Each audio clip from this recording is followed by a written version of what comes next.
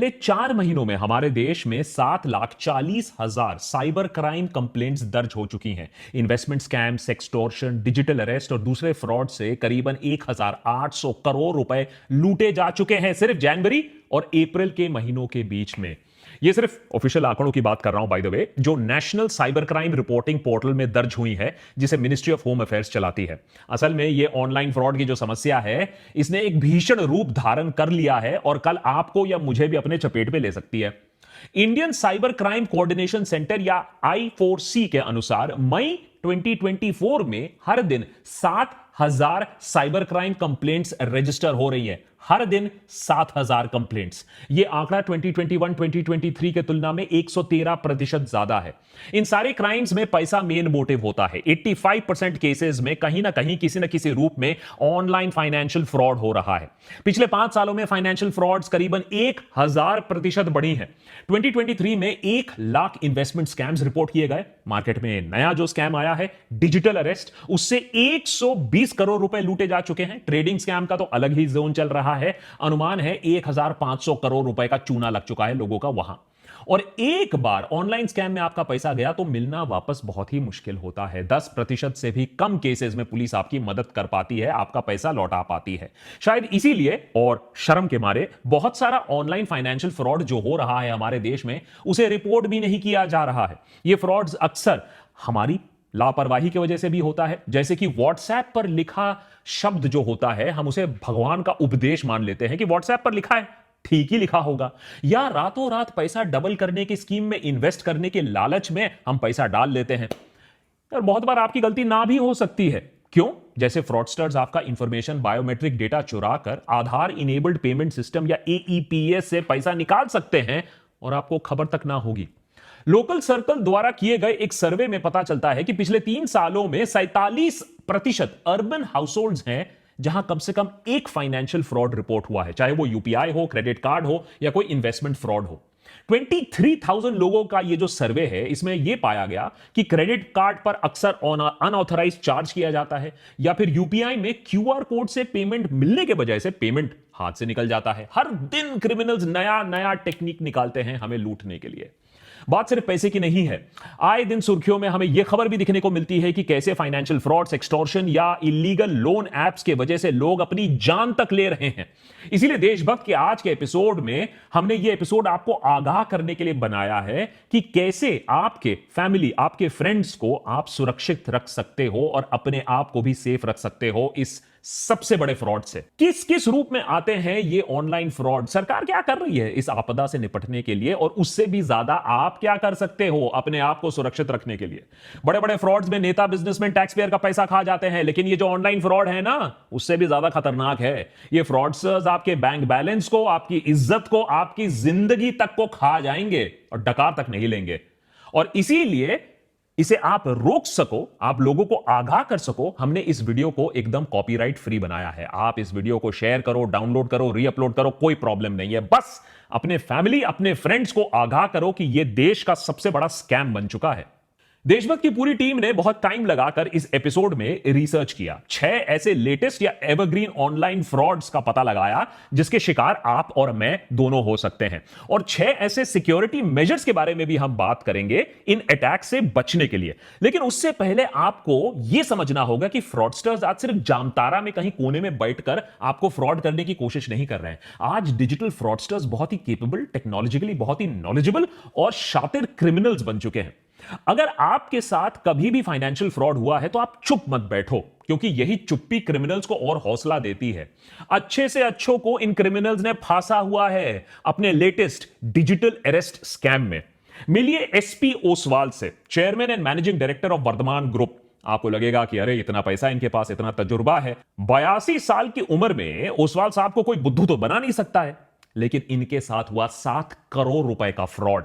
जब एक गैंग ने इनके ऊपर एक फेक केस किया, एक फेक वर्चुअल कोर्ट रूम में fake chief justice of India DY Chandrachud के साथ केस की सुनवाई कराई, फेक डॉक्यूमेंट्स क्रिएट करवाए और ओसवाल को 2 दिन तक डिजिटल अरेस्ट में रखा।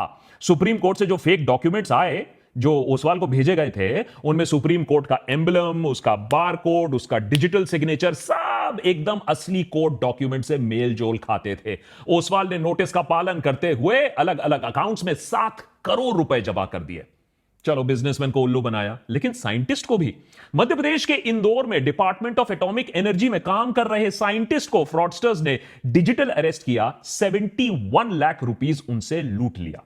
नोएडा में 79 साल के रिटायर्ड मेजर जनरल के साथ भी यही हुआ। 5 दिनों तक डिजिटल अरेस्ट, 2 करोड़ रुपए उनसे ऐंठ लिए गए। नोएडा में ही एक डॉक्टर पूजा गोयल को फ्रॉडस्टर्स ने डिजिटल अरेस्ट किया, इस आरोप में कि उनके नंबर से अश्लील वीडियो सर्कुलेट हो रहे हैं। 60 लाख रुपए उनसे भी ऐंठ लिए।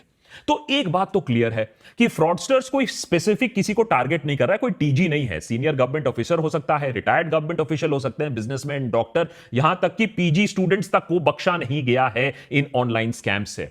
फॉर एग्जाम्पल, अहमदाबाद में 27 साल की महिला को सेंट्रल एजेंसीज के अफसरों ने फोन कर कर बताया कि उनके नाम का एक पार्सल है जिसमें ड्रग्स पाए गए हैं और उनके खिलाफ एक्शन होने वाला है। डिजिटल अरेस्ट के दौरान एक सीबीआई ऑफिसर ने उन्हें अनड्रेस करने को कहा, जिससे उनके बर्थ मार्क्स को आइडेंटिफाई किया जा सके। साथ ही साथ उनके सारे पैसे फ्रॉडस्टर्स ने ट्रांसफर करवा लिए। तो इतना कॉन्फिडेंस आ चुका है आजकल ये ऑनलाइन फ्रॉडस्टर्स में। डिजिटल अरेस्ट उस साइबर क्राइम टेक्निक का नाम है जहां फ्रॉडस्टर्स वीडियो कॉल के जरिए लॉ इन्फोर्समेंट एजेंसी के अफसर बन के आपके सामने आते हैं।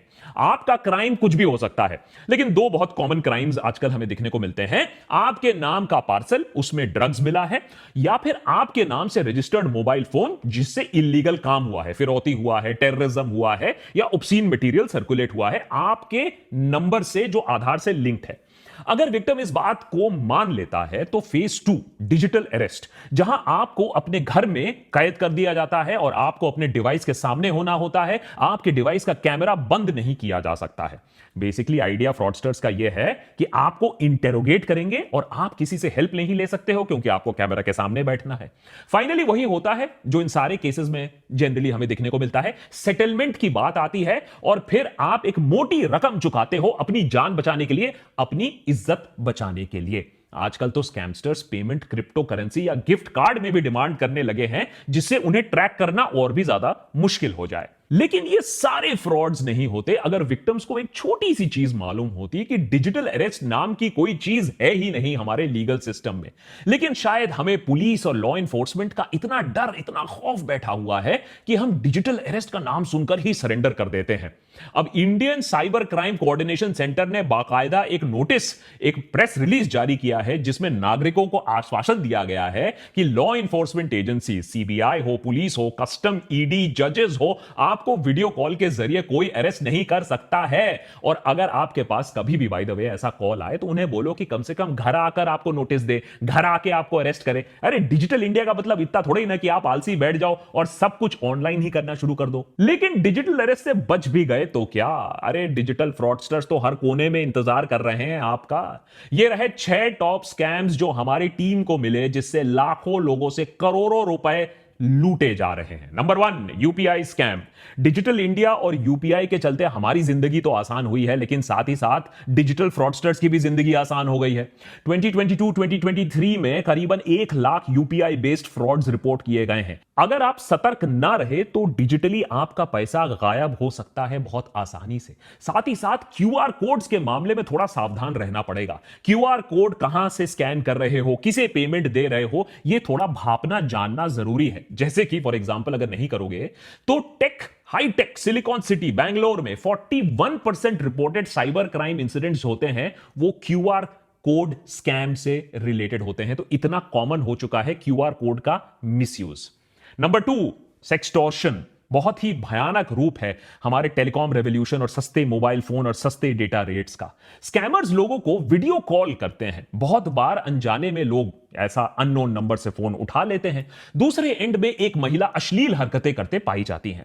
जब तक आपको समझ में आता है कि यह मामला कुछ गड़बड़ है, तब तक आपकी वीडियो बन चुकी होती है अश्लील हरकतें करते हुए।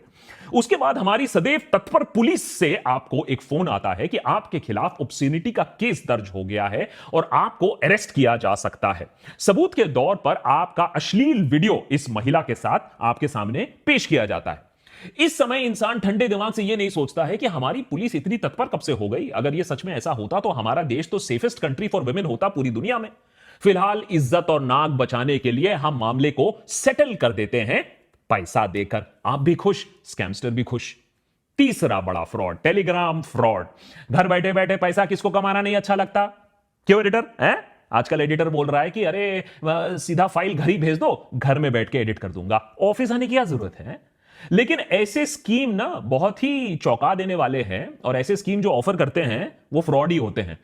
पहला होता है व्हाट्सएप। व्हाट्सएप पर आपको एक जॉब ऑफर आता है, उसके बाद टेलीग्राम ग्रुप में आपका नाम ऐड कर दिया जाता है, जहां आपको बिग बॉस की तरह अलग अलग टास्क दिए जाते हैं, जैसे सोशल मीडिया प्लेटफॉर्म्स पे जाओ, वीडियो को देखो, व्यूज बढ़ाओ, लाइक करो वीडियोस को। पहले आपको आपके काम के लिए छुट्टर पैसे, थोड़ा बहुत पैसे भी मिल जाएंगे, आपका ट्रस्ट बढ़ जाएगा। फिर किसी कारण हेतु, जैसे कि ट्रेनिंग की है या फिर आपको ज्यादा बिजनेस मिलेगा, उस एक्सक्यूज पे आपको उल्टा पैसा जमा करना होता है। एक बार आपने मोटी रकम जमा की, बंदा गायब आपके पैसे के साथ। नंबर 4, एआई की दुनिया बहुत चकाचौंध है। मानवता एवोल्यूशन की अगली पायदान पर चढ़ रहा है एआई के साथ। क्रिमिनल्स ने बोला हम क्यों पीछे हट जाएं, तो उन्होंने भी एआई की मदद से लोगों को अब गधा बनाना और उनसे पैसा निकालना सीख लिया है। किसी के बेटे का एक्सीडेंट हो गया है, वो हॉस्पिटल से कॉल कर रहा है, पैसे की गुहार लगा रहा है, कैसे मना करोगे आप? किसी की बेटी को पुलिस ने होटल के रूम से नग्न अवस्था में अरेस्ट कर लिया है, और अगर आपको बचाना है अपनी बेटी को तो सेटलमेंट के पैसे निकालो अभी के अभी। आपको उसकी आवाज तक सुनाई दे रही है फोन पर, पीछे मदद मांग रही है वो। अगर वो घर पर बैठकर टीवी ना देख रही होती तो आप बात मान भी लेते, आप पैसे दे भी देते। कुछ लोग बच गए, लेकिन लाखों लोगों, लाखों पेरेंट्स ने, लाखों रिश्तेदारों ने पैसा ऐसे निकाला है। और जो आवाज उन्होंने सुनी होती है, जिस पर विश्वास करके वो पैसे निकालते हैं, वो असली, ऑलमोस्ट असली ही आवाज होती है। सॉफ्टवेयर की मदद से, एआई की मदद से आप आज के डेट में किसी की आवाज को कॉपी कर सकते हो और फिर उस आर्टिफिशियल आवाज से कुछ भी बुलवा सकते हो। मिशन इंपॉसिबल में टॉम क्रूज ये सालों से करते आए हैं, लेकिन अब क्रिमिनल्स रियल लाइफ में ये कर रहे हैं एआई की मदद से, और आपको लूट रहे हैं। Number 5, link based cheating. देखिए, हर स्कैम को एआई की जरूरत नहीं है, कटिंग एज टेक्नोलॉजी की जरूरत नहीं है। कभी कभी हमारी जो कमजोरी होती है, फ्रॉडस्टर्स के लिए सबसे बड़ा वरदान वही होता है, ह्यूमन वीकनेस। जैसे हमारा लालच, सबको चाहिए एक फ्री में कुछ, एक फ्री में प्राइज, और व्हाट्सएप पर जो कुछ आता है वो तो 100% ट्रू होता है। तो व्हाट्सएप पर आ गया एक लिंक, आपने उस लिंक को क्लिक कर लिया और लिंक में मिला आपको एक शानदार प्राइज। फ्री फ्री फ्री, बस फ्री सुनकर आपकी तो लार टपक गई। अब ये फ्री प्राइस के लिए आपको थोड़े डिटेल्स भरने, आपका एड्रेस भरना है, आपका आईडी प्रूफ भरना है, और कभी कभी प्राइस इतना बड़ा हो सकता है कि उसके लिए आपको अपना सारा बैंक डिटेल भरना हो, थोड़ा टैक्स का पैसा देना हो, शिपिंग का फी भी भरना हो। ये सारा पैसा आपने दिया, प्राइस आपको कभी मिला नहीं, और पैसा जो था वो भी निकल गया। और अगर ज्यादा अनलकी हुए तो बैंक का पासवर्ड भी दे दिया, तो बैंक अकाउंट भी खाली। Number 6, OTP scam. सरकार ने स्कैम्स को रोकने के लिए और आपको बचाने के लिए 2FA बहुत जगह कंपलसरी कर दिया है। 2FA यानी टू फैक्टर ऑथेंटिकेशन, यानी आपके फोन पर ओटीपी के बिना कुछ भी प्रोसेस नहीं होगा। अब फ्रॉडस्टर्स फिर से एक कदम आगे, ओटीपी के पीछे पड़ जाते हैं, उसे निकालकर आपके बैंक अकाउंट, डिजिटल वॉलेट्स और दूसरे सेंसिटिव इंफॉर्मेशन को एक्सेस करने की कोशिश करते हैं। इसीलिए वो आपको आपके फोन में बैंक अकाउंट रिप्रेजेंटेटिव बनकर आ जाते हैं, ई कॉमर्स साइट ऑपरेटर बनकर आ जाते हैं, अक्सर सरकारी अफसर बनकर आपको फोन कर देते हैं। अब आप ये नहीं सोचते हो कि सरकारी दफ्तर में अफसर ना मिला, लेकिन सरकारी अफसर आपको फोन पर आकर आपसे सारी इंफॉर्मेशन ले रहा है? आप भी दे देते हो, हां ठीक है सरकारी अफसर है, बिना सोचे समझे आपने ओटीपी दिया और आपके पैसों का हो गया स्वाहा। इन स्कैम से आपका कितना नुकसान हो सकता है, देश के नागरिकों का कितना नुकसान हो सकता है, आप सोच भी नहीं पाओगे। फॉर एग्जाम्पल मैं आपको बताता हूं, 2014 से लेकर 2023 के बीच में इंडियन बैंक्स में 65,000 फ्रॉड केसेस डिटेक्ट किए गए। 4.65 लाख करोड़, जी हां 4.65 लाख करोड़ का घपला हुआ करीबन 10 सालों में। आज बैंकिंग रेगुलेशंस और सॉलिड हो रही हैं तो ये स्कैम्स थोड़े कम हो रहे हैं, लेकिन उधर डिजिटल फ्रॉड्स और भी ज्यादा बड़े हो रहे हैं। तो सोचिए 5 लाख करोड़ तक हम बात कर रहे हैं, पोटेंशियल है ऐसे स्कैम्स का। तो सरकार इस सब मामले में क्या कर रही है? देखिए, गंभीरता तो है सरकार की तरफ से, ऐसी बात नहीं है, सरकार रिकॉग्नाइज कर रही है एक प्रॉब्लम है, लेकिन ग्राउंड पर एक्शन इतना नहीं है कि फ्रॉड्स कम हो जाए या फ्रॉडस्टर्स के दिलों में कोई खौफ हो। सरकार ने एक ऑनलाइन सस्पेक्ट रजिस्ट्री लॉन्च की है जिसमें 12 लाख साइबर क्रिमिनल्स का डेटा स्टोर्ड है। इस रजिस्ट्री को states, union territory, central investigating agencies, intelligence agencies इस्तेमाल कर सकती हैं साइबर क्राइम को कंट्रोल करने के लिए। उधर national cyber crime reporting portal NCRP के जरिए साइबर क्राइम रिपोर्टिंग और रेजोल्यूशन को बेहतर बनाने की कोशिश की गई है। एनसीआरपी को अभी हर दिन 67,000 कॉल्स आती हैं साइबर क्राइम रिलेटेड क्वेश्चन से। तो सोचिए, लोगों में भी इतना डर है अभी कि इस हेल्पलाइन में लोग फोन करके पता लगा रहे हैं कि उनके साथ भी फ्रॉड हुआ है या नहीं। और Indian cyber crime coordination centre I4C ने अभी तक 2,800 करोड़ डिफ्रॉडेड मनी है, ये जो स्कैम्स का पैसा है, ये वापस दिया है करीबन 8.5 लाख विक्टिम्स को। तो कहीं ना कहीं एक शुरुआत की गई है, लेकिन इस शुरुआत से ज्यादा कुछ नहीं हो पाएगा जब तक ना आप इसमें साथ दोगे। कैसे? सबसे पहले तो आप एक काम करो, अगर आपके साथ कभी भी साइबर क्राइम हुआ है तो आप इमीडिएटली इसे रिपोर्ट करो। www.cybercrime.gov.in ये एक ऑफिशियल पोर्टल है जहां आप इसको रिपोर्ट कर सकते हो। सरकार आपकी मदद कर सकती है। आप 1930 पर फोन कर सकते हो, नेशनल साइबर क्राइम हेल्पलाइन है। लेकिन किंतु परंतु अगर आप चाहते हो कि बात रिपोर्टिंग तक ना आए, बात सरकार तक ना पहुंचे, फिर बात गुहार तक ना आए कि भैया आप बोलो कि मेरा पैसा किसी तरीके से लौटा दो, तो आपको ही चौकस रहना होगा। हाल ही में एक खबर वायरल होती है। मुंबई में एक ऑटो में एक पुलिस ऑफिसर घुस आता है सडनली और एक महिला से 50,000 रुपए की मांग करता है। महिला का गुनाह क्या है कि वो ऑटो में बैठकर वेप कर रही थी। देखिए, स्मोकिंग वेपिंग तो वैसे में अच्छी बात नहीं है, लेकिन सवाल यह है कि यह बिना यूनिफॉर्म का ऑफिसर कौन है, 50,000 का डिमांड क्यों कर रहा है। महिला ने सोचा कुछ तो गड़बड़ है, ये ऑफिसर नहीं है। उसने वीडियो बनाना शुरू कर दिया और वीडियो बनते देख पुलिस वाला वो भाग निकला। अब खबर यह आ रही है कि उस पुलिस वाले को अरेस्ट कर लिया गया है जो फेक ऑफिसर था। कहने का मतलब यह है कि आपको प्रोएक्टिव रहना होगा। ये डर के नहीं बैठो कि पुलिस का नाम जैसे ही सुना है एडिटर जैसे, हां, डर के नहीं बैठना। आपको डरना नहीं है। 90% केसेस में साइबर फ्रॉड में पैसा वापस नहीं मिलता, याद रखिए। तो डर गए, जो डर गया वो मर गया। हां, अगर बैंकिंग चैनल से पैसा आपका निकलता है तो तुरंत बैंक को जाकर रिपोर्ट करो। अगर बैंक की नेग्लिजेंस की वजह से आपका अकाउंट कॉम्प्रोमाइज हुआ है तो बैंक आपको पूरा पैसा वापस देगी। लेकिन याद रखिए, अगर अनऑथराइज्ड ट्रांजैक्शन 7 दिन बीत चुके हैं और उसके बाद जाकर आपने रिपोर्ट किया तो बैंक की लायबिलिटी काफी कम हो जाती है। फिर बैंक की पॉलिसीज ही काम आएंगी, सरकार आपको वहां मदद नहीं करेगी। तो सबसे पहले तो चौकस रहना होगा ट्रांजैक्शन को लेकर, अगर आपके ऊपर कोई धमक रहा है उसको लेकर। Point number 2, prevention is the best cure. अरे सीधा सीधा प्रिवेंशन करो। Have an apple a day.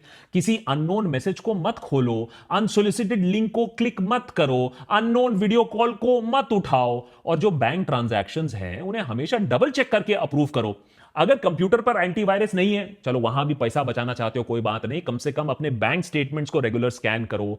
Her transaction पर एसएमएस अलर्ट लगाओ और ओटीपी 2 फैक्टर ऑथेंटिकेशन के बिना कुछ भी काम नहीं करने का। जो बात व्हाट्सएप पर आपने आज तक नहीं सीखा, कम से कम वो रियल लाइफ में सीख लो कि कोई भी क्यूआर कोड जो आपको दिखता है उसे ब्लाइंडली ट्रस्ट नहीं करने का। कोई भी पेमेंट लिंक जो आपको दिखता है उसे ब्लाइंडली पे नहीं करने का। किसी भी पेमेंट जहां दे रहे हो, देखो किस गेटवे को इस्तेमाल कर रहे हो, किस सॉफ्टवेयर को इस्तेमाल कर रहे हो, और मल्टी फैक्टर ऑथेंटिकेशन का आप इस्तेमाल करो। जैसे कि आप में क्रेडिट कार्ड में भी अगर ओटीपी है तो उसको इनेबल करो। और जो ट्रस्ट का फैक्टर है ना, इतना भी ट्रस्ट मत करो। हर अननोन नंबर को उठाने की जरूरत नहीं है। आपकी कॉलेज की गर्लफ्रेंड को अगर आपसे पैचअप करना होगा तो कोई और तरीका उसको मिल जाएगा। हर कॉल उठाने की जरूरत नहीं है। उठाओगे तो फिर आपका भी डिजिटल अरेस्ट हो जाएगा। और अगर पार्सल में ड्रग्स निकले तो इमीडिएटली फोन काटो और जिस कंपनी से वो फोन आया था ड्रग वाला, उस पार्सल कंपनी को खुद फोन करो और पता लगाओ कि कहां भैया तुम्हारा थाईलैंड में ड्रग पकड़ा गया है। सरकार इतने सालों से हर चीज के लिए आधार मांगती आई है। बर्थ से लेकर डेथ सर्टिफिकेट के लिए, बैंक अकाउंट खोलने से टॉयलेट जाने के लिए आधार की जरूरत होती थी। लेकिन अब नया फॉर्मूला यह है कि आपको अपना आधार नहीं दिखाना है। जी हां, पहले दिखाना था, अब आपको नहीं दिखाना है, क्योंकि आपका आधार नंबर से ही आपके ऊपर फ्रॉड हो सकता है। तो जितना अपना डेटा प्रोटेक्ट कर सको उतना डेटा प्रोटेक्ट करके रखो। और जितना अपना पर्सनल इंफॉर्मेशन है, अपना फैमिली इंफॉर्मेशन है, हर चीज इंस्टाग्राम पे डालने की जरूरत नहीं है। थोड़ा सा अपने जो प्राइवेट इंफॉर्मेशन है उसे कंट्रोल में रखो, क्योंकि फ्रॉडस्टर्स ये भी देख रहे हैं कि आपका बेटा कब बाहर जा रहा है, कब छुट्टी पे जा रहा है, और फिर आपके पास आएगा पुलिस से फोन। नंबर 4, थोड़ा सा अवेयर होने की जरूरत है। मुश्किल है लेकिन अगर बिग बॉस के घर में क्या हो रहा है ये आपको खबर है, तो टेक्नोलॉजी की दुनिया में भी क्या हो रहा है उसी खबर आपको रखनी पड़ेगी। प्रॉब्लम यह है कि हर दिन फ्रॉडस्टर्स नए नए तरीके खोज रहे हैं। अब हमें तो अपडेटेड रहना होगा। For example, SIM swap scam, ये क्या होता है? इससे हैकर्स आपके सिम को रिमोटली डुप्लीकेट कर सकते हैं और आपका सारा इंफॉर्मेशन चुरा सकते हैं। इसीलिए रेगुलर पासवर्ड चेंज करना भी एक वाइटल सिक्योरिटी टूल है। ओटीपी स्कैम से भी जरूर आपको बचना चाहिए कि ये जो आपका जो पर्सनल फाइनेंशियल डिटेल है कभी फोन पर नहीं शेयर करना। कोई अगर आपको कॉल कर रहा है, मैसेज कर रहा है, अपने बैंक का ऑफिशियल बोल रहा है, सरकारी ऑफिशियल बोल रहा है, तो ऑफिशियल चैनल के थ्रू जाओ, ऑफिशियल वेबसाइट के थ्रू जाओ। फोन पर जो बोल रहा है उसे मत बिलीव करो और कभी भी अपना ओटीपी किसी को मत दो। लास्टली, जो शेडी एप्स हैं ये एक नया चीज बन रहा है, क्योंकि हम सोचते हैं कि ऐप इंस्टॉल कर लेंगे, किसी ने मेहनत से ऐप बनाया होगा तो ठीक ही होगा। लेकिन ऐसे ऐप्स इंस्टॉल मत करिए, ओनली ऑफिशियल ऐप्स इंस्टॉल करिए। ऐप स्टोर, प्ले स्टोर में जिसकी अच्छी रेटिंग हो, कोई अननोन ऐप को मत इंस्टॉल करिए, क्योंकि एक बार आपने ऐप इंस्टॉल कर लिया अपने फोन पर तो वो बहुत सारी परमिशंस ले लेता है, कैमरा से लेकर, माइक से लेकर, आपके दूसरे पासवर्ड से लेकर। लेटेस्ट स्कैम अभी जो बैंगलोर से आ रहा है, एक महिला ये क्लेम कर रही है कि बैंगलोर में एयरपोर्ट में लाउंज एक्सेस के लिए ऐप डाउनलोड करने को बोला गया और उस ऐप से फोन पर पूरा कंट्रोल जमा लिया उस ऐप ने। तो ये आपको ही सुरक्षित अपने आप को रखना पड़ेगा। जैसे कि मैंने एपिसोड के शुरुआत में बताया, ये एपिसोड बिल्कुल कॉपीराइट फ्री है। आप इसे डाउनलोड करिए, आप इसे शेयर करिए, आप इसे रीअपलोड करिए, मुझे फर्क नहीं पड़ता है। लेकिन अपने फ्रेंड्स, अपने रिलेटिव्स को यह बात समझाइए कि यह देश का बिगेस्ट फ्रॉड है। 2G कोलगेट से आपका बैंक अकाउंट कम से कम नहीं जा रहा था, यह उससे भी बड़ा फ्रॉड है, जिससे आपका बैंक अकाउंट, आपकी इज्जत, आपकी रेप्यूटेशन और कुछ लोगों की जिंदगी तक जा चुकी है। So please be safe. और अगर ऐसे ही और भी एपिसोड्स आपको देखने हैं, as a matter of fact हमारे मेंबर्स ने ही बताया कि एक ऐसे एपिसोड की जरूरत है जहां लोगों को आगाह किया जाए, तो और ऐसी